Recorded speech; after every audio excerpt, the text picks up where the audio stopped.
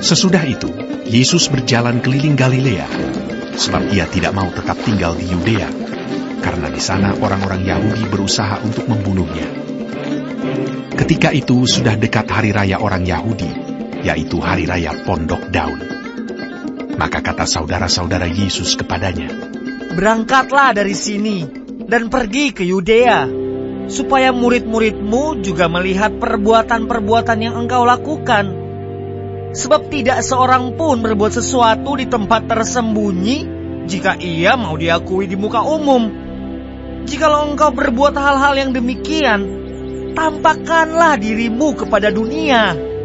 Sebab saudara-saudaranya sendiri pun tidak percaya kepadanya. Maka jawab Yesus kepada mereka, "Waktuku belum tiba, tetapi bagi kamu selalu ada waktu. Dunia tidak dapat membenci kamu, tetapi ia membenci aku. Sebab aku bersaksi tentang dia, bahwa pekerjaan-pekerjaannya jahat. Pergilah kamu ke pesta itu. Aku belum pergi ke situ, karena waktuku belum genap." Demikianlah katanya kepada mereka, dan ia pun tinggal di Galilea. Tetapi sesudah saudara-saudara Yesus berangkat ke pesta itu, ia pun pergi juga ke situ. Tidak terang-terangan, tetapi diam-diam. Orang-orang Yahudi mencari dia di pesta itu dan berkata, "Di manakah ia?" Dan banyak terdengar bisikan di antara orang banyak tentang dia. Ada yang berkata, "Ia orang baik." Ada pula yang berkata, "Tidak, ia menyesatkan rakyat." Tetapi tidak seorang pun yang berani berkata terang-terangan tentang dia, karena takut terhadap orang-orang Yahudi. Waktu pesta itu sedang berlangsung, Yesus masuk ke bait Allah, lalu mengajar di situ. Maka heranlah orang-orang Yahudi dan berkata, "Bagaimanakah orang ini mempunyai pengetahuan demikian tanpa belajar?" Jawab Yesus kepada mereka, "Ajaranku tidak berasal dari diriku sendiri, tetapi dari Dia yang telah mengutus aku. Barang siapa mau melakukan kehendaknya, ia akan tahu entah ajaranku ini berasal dari Allah, entah aku berkata-kata dari diriku sendiri. Barang siapa berkata-kata dari dirinya sendiri, ia mencari hormat bagi dirinya sendiri. Tetapi barang siapa mencari hormat bagi Dia yang mengutusnya, ia benar, dan tidak ada ketidakbenaran padanya. Bukankah Musa yang telah memberikan hukum Taurat kepadamu? Namun tidak seorang pun di antara kamu yang melakukan hukum Taurat itu. Mengapa kamu berusaha membunuh aku?" Orang banyak itu menjawab, "Engkau kerasukan setan. Siapakah yang berusaha membunuh engkau?" Jawab Yesus kepada mereka, "Hanya satu perbuatan yang kulakukan, dan kamu semua telah heran. Jadi, Musa menetapkan supaya kamu bersunat. Sebenarnya sunat itu tidak berasal dari Musa, tetapi dari nenek moyang kita, dan kamu menyunat orang pada hari Sabat. Jikalau seorang menerima sunat pada hari Sabat, supaya jangan melanggar hukum Musa, mengapa kamu marah kepadaku? Karena aku menyembuhkan seluruh tubuh seorang manusia pada hari Sabat. Janganlah menghakimi menurut apa yang nampak, tetapi hakimilah dengan adil." Beberapa orang Yerusalem berkata, Bukankah dia ini yang mereka mau bunuh? Dan lihatlah, ia berbicara dengan leluasa, dan mereka tidak mengatakan apa-apa kepadanya. Mungkinkah pemimpin kita benar-benar sudah tahu bahwa ia adalah Kristus? Tetapi tentang orang ini kita tahu dari mana asalnya. Tetapi bila mana Kristus datang, tidak ada seorang pun yang tahu dari mana asalnya." Waktu Yesus mengajar di bait Allah, ia berseru, "Memang aku kamu kenal, dan kamu tahu dari mana asalku. Namun aku datang bukan atas kehendakku sendiri, tetapi aku diutus oleh Dia yang benar, yang tidak kamu kenal. Aku kenal Dia, sebab aku datang dari Dia, dan Dialah yang mengutus aku." Mereka berusaha menangkap dia, tetapi tidak ada seorang pun yang menyentuh dia, sebab saatnya belum tiba.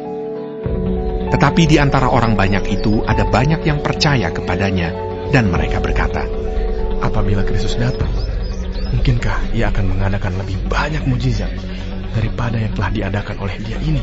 Orang-orang Farisi mendengar orang banyak membisikkan hal-hal itu mengenai dia, dan karena itu imam-imam kepala dan orang-orang Farisi menyuruh penjaga-penjaga bait Allah untuk menangkapnya.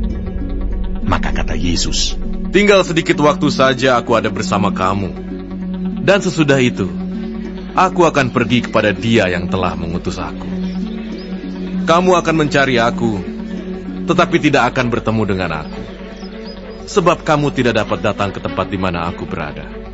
Orang-orang Yahudi itu berkata seorang kepada yang lain, "Kemanakah ia akan pergi, sehingga kita tidak dapat bertemu dengan dia? Adakah maksudnya untuk pergi kepada mereka yang tinggal di perantauan, di antara orang Yunani, untuk mengajar orang Yunani? Apakah maksud perkataan yang diucapkannya ini, kamu akan mencari aku, tapi kamu tidak akan bertemu dengan aku, dan kamu tidak dapat datang ke tempat di mana aku berada?" Dan pada hari terakhir, yaitu pada puncak perayaan itu, Yesus berdiri dan berseru, "Barang siapa haus, baiklah ia datang kepadaku dan minum.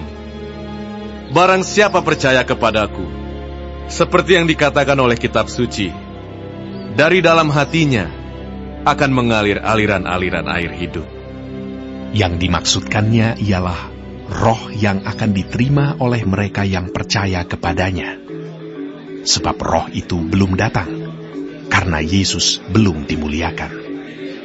Beberapa orang di antara orang banyak yang mendengarkan perkataan-perkataan itu berkata, "Dia ini benar-benar nabi yang akan datang." Yang lain berkata, "Ya, ini Mesias." Tetapi yang lain lagi berkata, "Bukan, Mesias tidak datang dari Galilea. Karena kitab suci mengatakan bahwa Mesias berasal dari keturunan Daud dan dari kampung Bethlehem, tempat Daud dahulu tinggal." Maka timbullah pertentangan di antara orang banyak karena dia. Beberapa orang di antara mereka mau menangkap dia, tetapi tidak ada seorang pun yang berani menyentuhnya. Maka penjaga-penjaga itu pergi kepada imam-imam kepala dan orang-orang Farisi yang berkata kepada mereka, "Mengapa kamu tidak membawanya?" Jawab penjaga-penjaga itu, "Belum pernah seorang manusia berkata seperti orang itu." Jawab orang-orang Farisi itu kepada mereka, "Adakah kamu juga disesatkan? Adakah seorang di antara pemimpin-pemimpin yang percaya kepadanya? Atau seorang di antara orang-orang Farisi?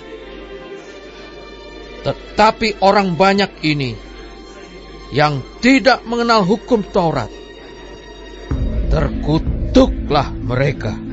Nikodemus, seorang dari mereka yang dahulu telah datang kepadanya, berkata kepada mereka, Apakah hukum Taurat kita menghukum seseorang sebelum ia didengar dan sebelum orang mengetahui apa yang telah dibuatnya? Jawab mereka, "Apakah engkau juga orang Galilea? Selidikilah kitab suci, dan engkau akan tahu bahwa tidak ada nabi yang datang dari Galilea."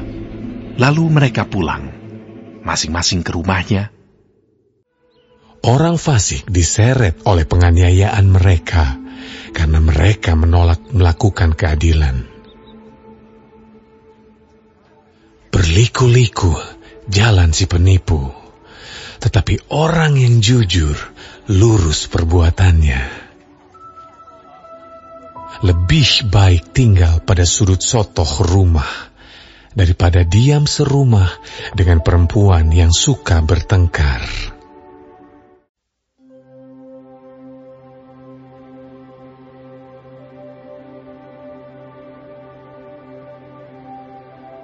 Untuk pemimpin biduan, menurut lagu Mutlaben, Mazmur Daud.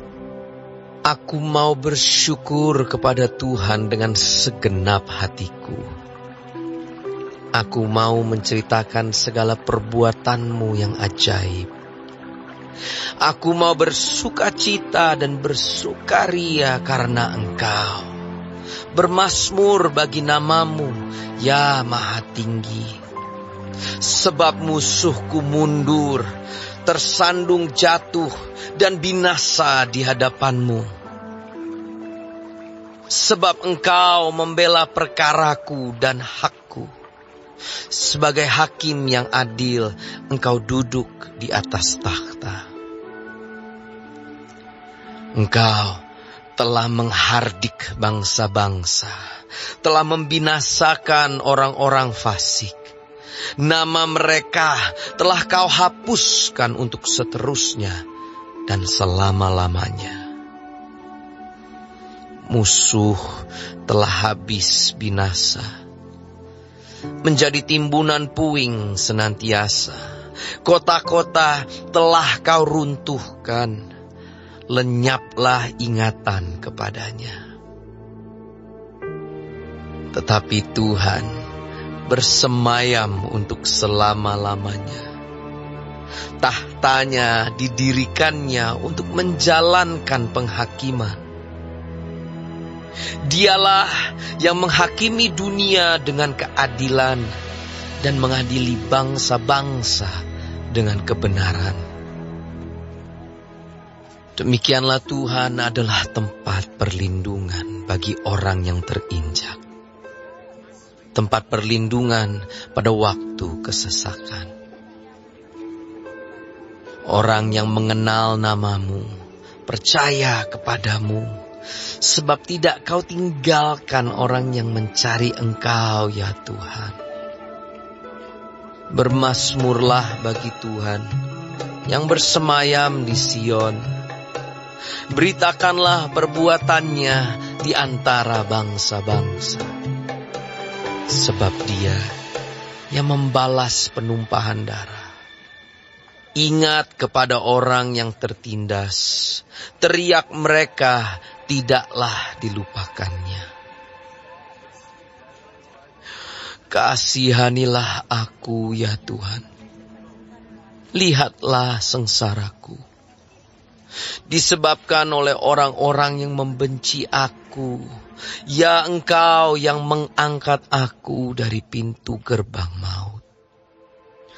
Supaya aku menceritakan segala perbuatan-Mu yang terpuji dan bersorak-sorai di pintu gerbang Putri Sion karena keselamatan yang daripadamu. Bangsa-bangsa terbenam dalam pelubang yang dibuatnya. Kakinya tertangkap dalam jaring yang dipasangnya sendiri. Tuhan telah memperkenalkan diri-Nya. Ia menjalankan penghakiman. Orang fasik terjerat dalam perbuatan tangannya sendiri. Higayon. Selah. Orang-orang fasik akan kembali ke dunia orang mati. Ya, segala bangsa yang melupakan Allah. Sebab bukan untuk seterusnya orang miskin dilupakan. Bukan untuk selamanya hilang harapan orang sengsara. Bangkitlah Tuhan, janganlah manusia merajalela. Biarlah bangsa-bangsa dihakimi di hadapan-Mu. Biarlah mereka menjadi takut, ya Tuhan, sehingga bangsa-bangsa itu mengakui bahwa mereka manusia saja. Selah.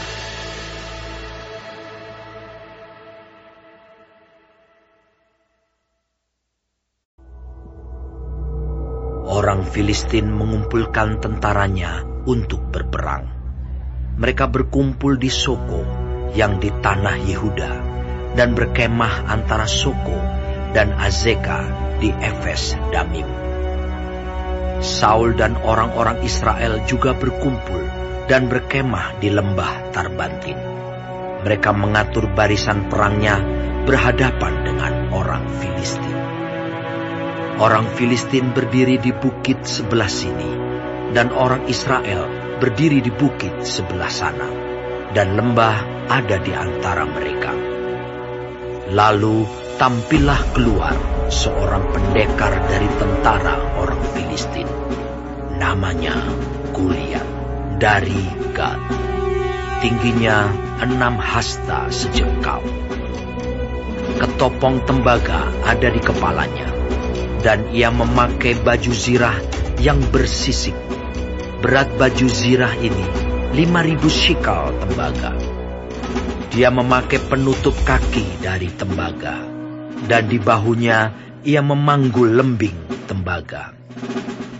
Gagang tombaknya seperti pesa tukang pedung, dan mata tombaknya itu 600 shikal besi beratnya, dan seorang pembawa perisai berjalan di depannya. Ia berdiri dan berseru kepada barisan Israel. Katanya kepada mereka,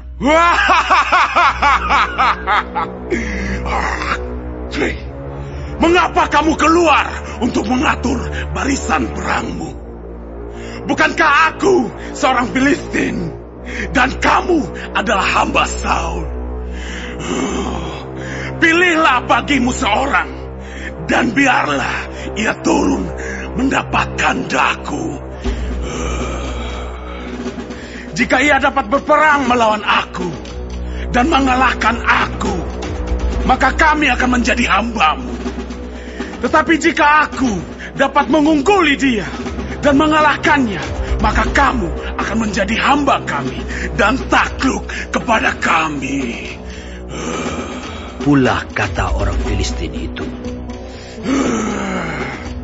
aku menantang hari ini barisan Israel.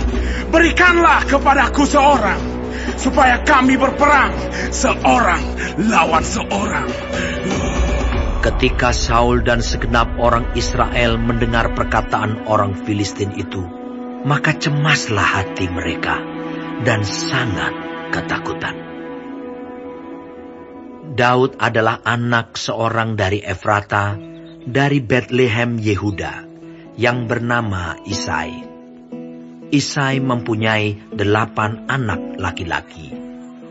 Pada zaman Saul, orang itu telah tua dan lanjut usianya. Ketiga anak Isai yang besar-besar telah pergi berperang mengikuti Saul. Nama ketiga anaknya yang pergi berperang itu ialah Eliab, anak sulung. Anak yang kedua ialah Abinadab, dan anak yang ketiga adalah Syama. Daudlah yang bungsu. Jadi ketiga anak yang besar-besar itu pergi mengikuti Saul. Tetapi Daud selalu pulang daripada Saul untuk menggembalakan domba ayahnya di Betlehem. Orang Filistin itu maju mendekat pada pagi hari dan pada petang hari. Demikianlah ia tampil ke depan 40 hari lamanya. Isai berkata kepada Daud anaknya, ambillah untuk kakak-kakakmu bertih gandum ini seeva, dan roti yang 10 ini. Bawalah cepat-cepat ke perkemahan kepada kakak-kakakmu. Dan baiklah, sampaikan keju yang 10 ini kepada kepala pasukan 1000. Tengoklah apakah kakak-kakakmu selamat, dan bawalah pulang suatu tanda dari mereka. Saul dan mereka itu dan semua orang Israel ada di lembah Tarbantin, tengah berperang melawan orang Filistin. Lalu Daud bangun pagi-pagi, ditinggalkannyalah kambing dombanya pada seorang penjaga, lalu mengangkat muatan dan pergi, seperti yang diperintahkan Isai kepadanya. Sampailah ia ke perkemahan. Ketika tentara keluar untuk mengatur barisannya dan mengangkat sorak perang, orang Israel dan orang Filistin itu mengatur barisannya.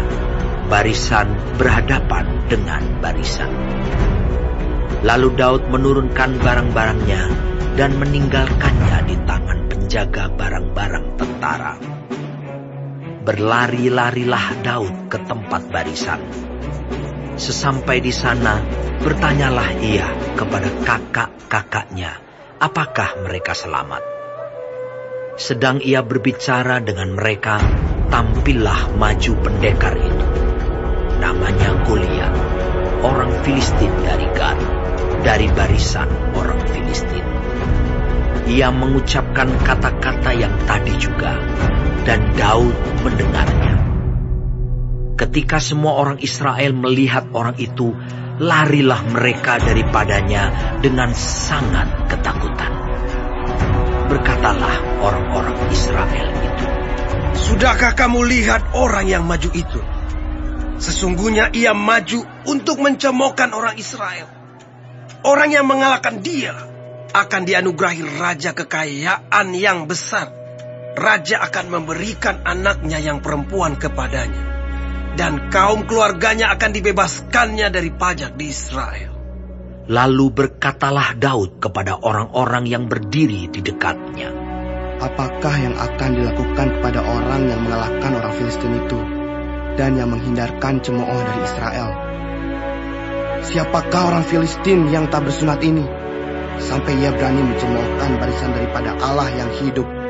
Rakyat itu pun menjawabnya dengan perkataan tadi, "Begitulah akan dilakukan kepada orang yang mengalahkan dia." Ketika Eliab, kakaknya yang tertua, mendengar perkataan Daud kepada orang-orang itu, bangkitlah amarah Eliab kepada Daud sambil berkata, "Mengapa engkau datang? Dan pada siapakah kau tinggalkan kambing domba yang 2-3 ekor itu di padang gurun? Aku kenal sifat pemberanimu dan kejahatan hatimu. Engkau datang kemari dengan maksud melihat pertempuran."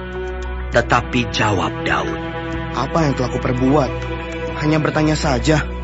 Lalu berpalinglah ia daripadanya kepada orang lain dan menanyakan yang sama. Dan rakyat memberi jawab kepadanya seperti tadi. Terdengarlah kepada orang perkataan yang diucapkan oleh Daud.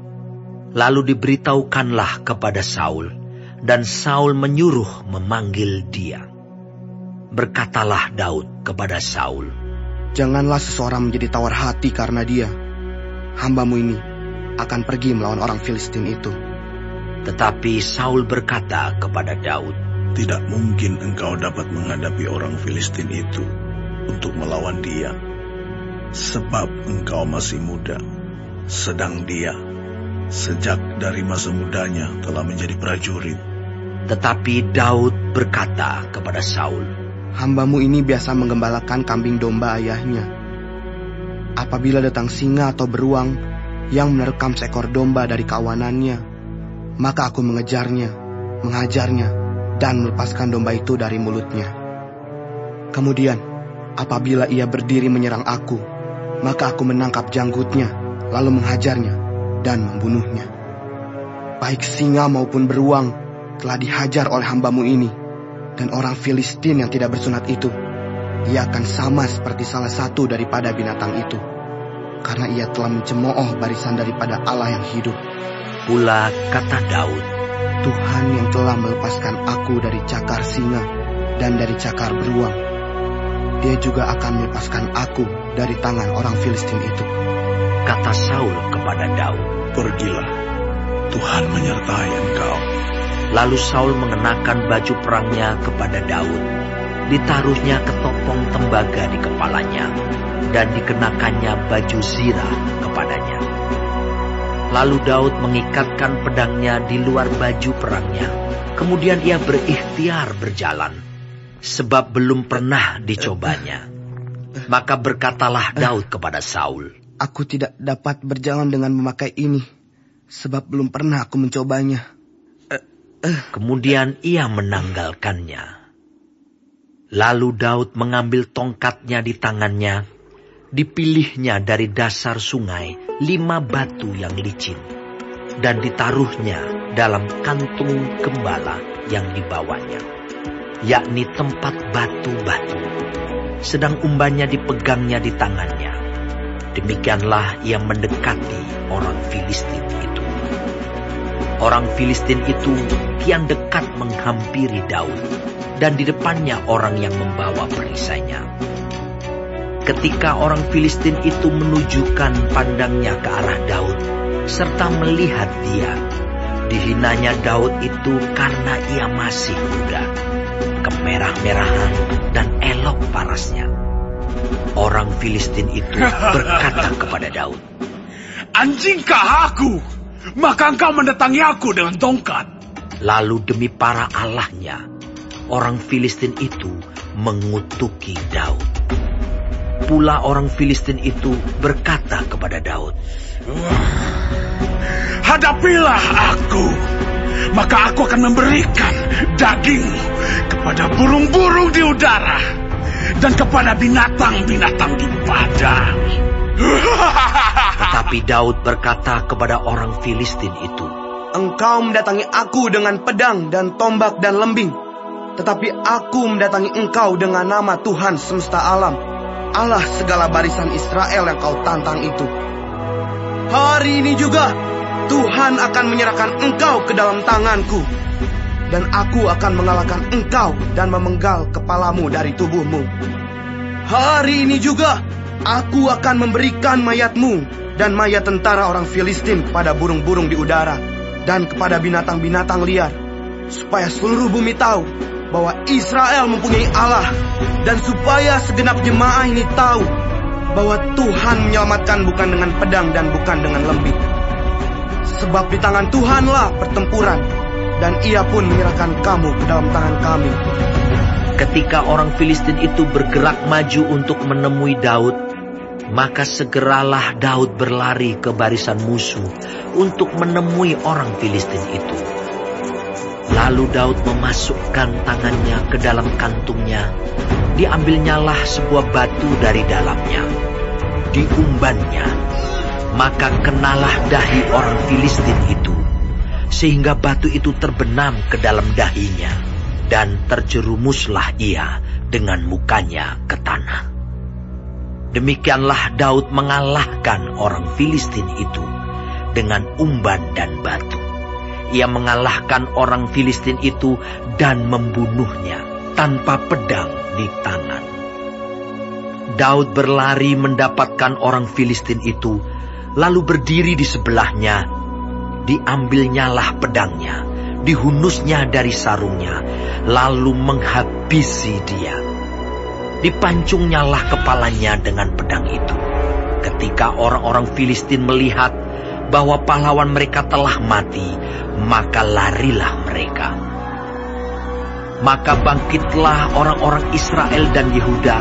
Mereka bersorak-sorak lalu mengejar orang-orang Filistin sampai dekat Gat dan sampai pintu gerbang Ekron. Dan orang-orang yang terbunuh dari orang Filistin bergelimpangan di jalan ke Saaraim, sampai Gat dan sampai Ekron. Kemudian pulanglah orang Israel dari perburuan hebat atas orang Filistin, lalu menjarah perkemahan mereka. Dan Daud mengambil kepala orang Filistin yang dipancungnya itu dan membawanya ke Yerusalem. Tetapi senjata-senjata orang itu ditaruhnya dalam kemahnya.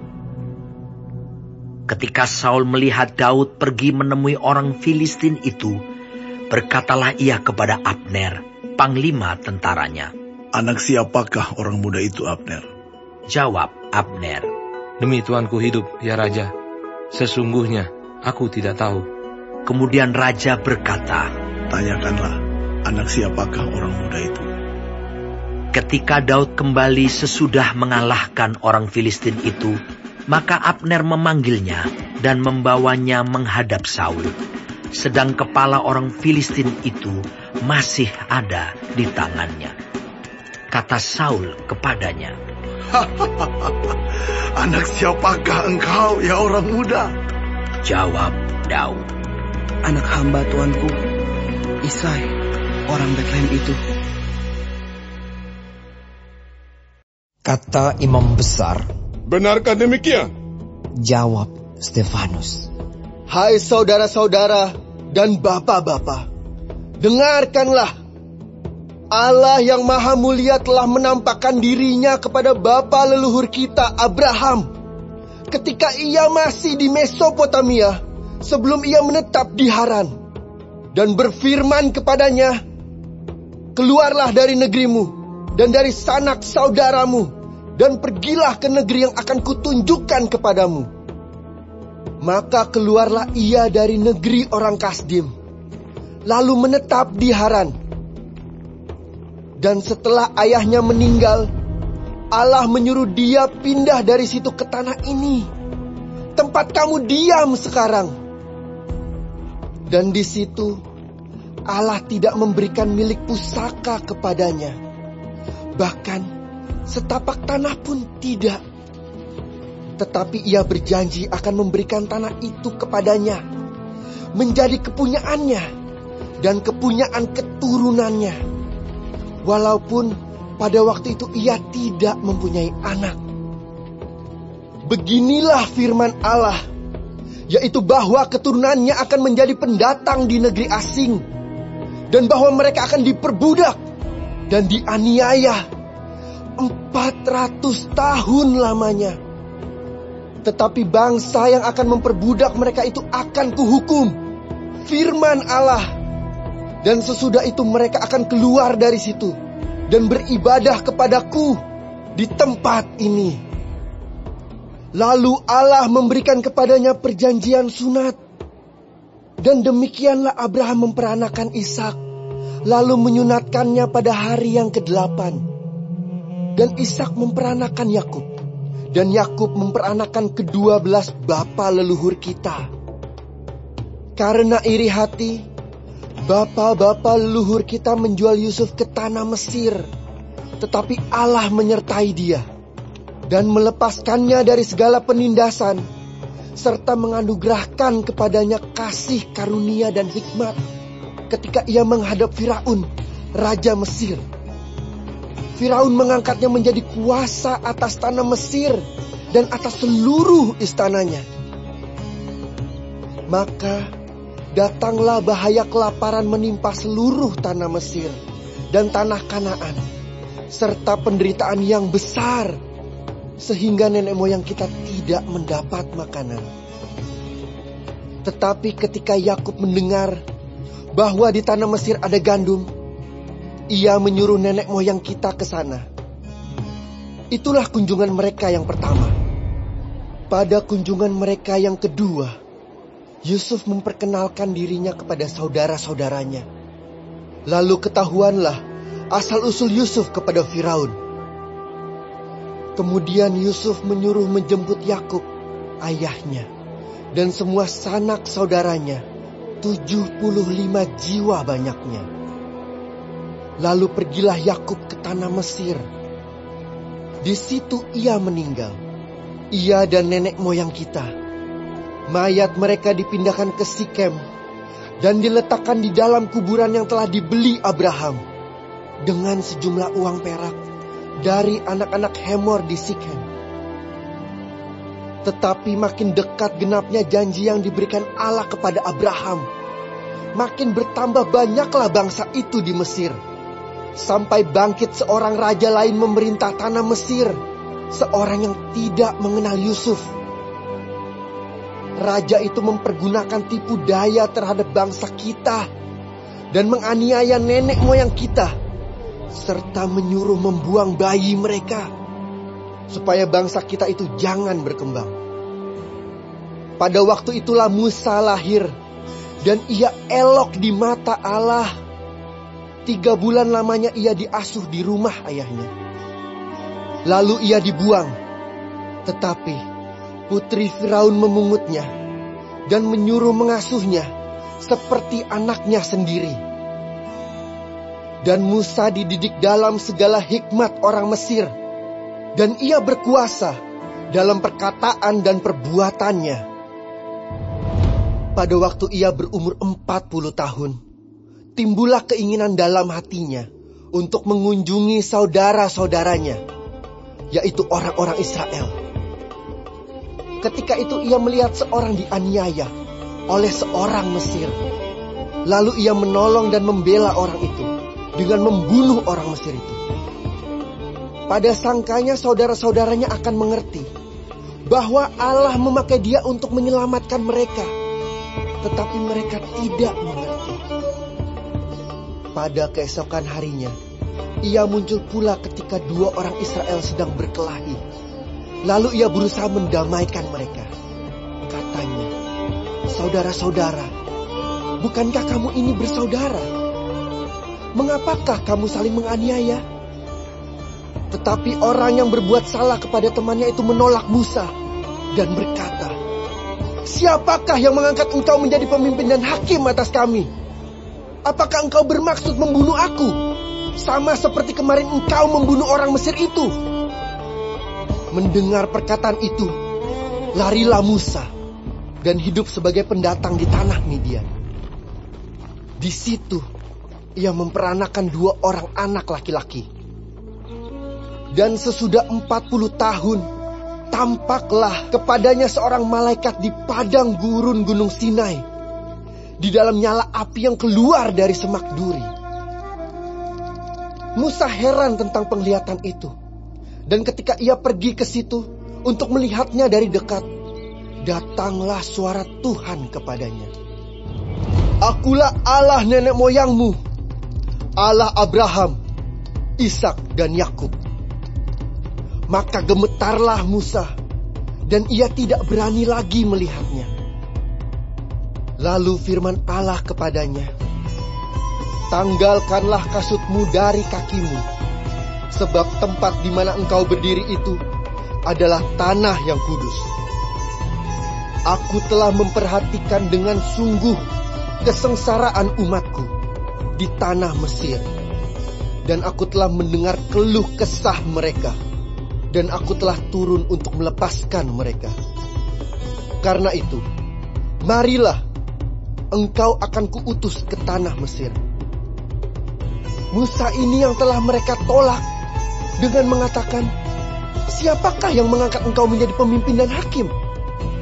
Musa ini juga telah diutus oleh Allah sebagai pemimpin dan penyelamat oleh malaikat yang telah menampakkan diri kepadanya di semak duri itu. Dialah yang membawa mereka keluar dengan mengadakan mujizat-mujizat dan tanda-tanda di tanah Mesir, di Laut Merah, dan di padang gurun 40 tahun lamanya. Musa ini pula lah yang berkata kepada orang Israel, seorang nabi seperti aku ini akan dibangkitkan Allah bagimu dari antara saudara-saudaramu. Musa inilah yang menjadi pengantara dalam sidang jemaah di padang gurun, di antara malaikat yang berfirman kepadanya di Gunung Sinai dan nenek moyang kita. Dan dialah yang menerima firman-firman yang hidup untuk menyampaikannya kepada kamu. Tetapi nenek moyang kita tidak mau taat kepadanya. Malahan mereka menolaknya. Dalam hati, mereka ingin kembali ke tanah Mesir. Kepada Harun, mereka berkata, buatlah untuk kami beberapa Allah yang akan berjalan di depan kami. Sebab Musa ini yang telah memimpin kami keluar dari tanah Mesir. Kami tidak tahu apa yang telah terjadi dengan dia. Lalu pada waktu itu, mereka membuat sebuah anak lembu dan mempersembahkan persembahan kepada berhala itu. Dan mereka bersuka cita tentang apa yang dibuat sendiri oleh mereka. Maka berpalinglah Allah dari mereka dan membiarkan mereka beribadah kepada bala tentara langit, seperti yang tertulis dalam kitab nabi-nabi. Apakah kamu mempersembahkan kepadaku korban sembelihan dan persembahan selama 40 tahun di padang gurun itu? Hai kaum Israel, tidak pernah. Malahan kamu mengusung kemah Moloch dan bintang dewa Refan. Patung-patung yang kamu buat itu untuk disembah. Maka aku akan membawa kamu ke dalam pembuangan sampai di seberang sana Babel.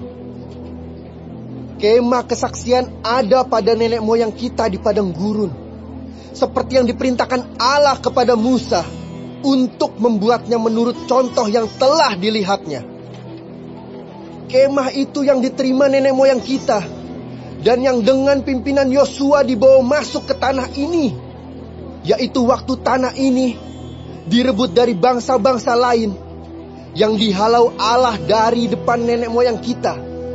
Demikianlah sampai kepada zaman Daud. Daud telah mendapat kasih karunia di hadapan Allah, dan ia memohon supaya ia diperkenankan untuk mendirikan suatu tempat kediaman bagi Allah Yakub. Tetapi Salomolah yang mendirikan sebuah rumah untuk Allah. Tetapi yang Maha Tinggi tidak diam di dalam apa yang dibuat oleh tangan manusia, seperti yang dikatakan oleh Nabi. Langit adalah tahtaku, dan bumi adalah tumpuan kakiku.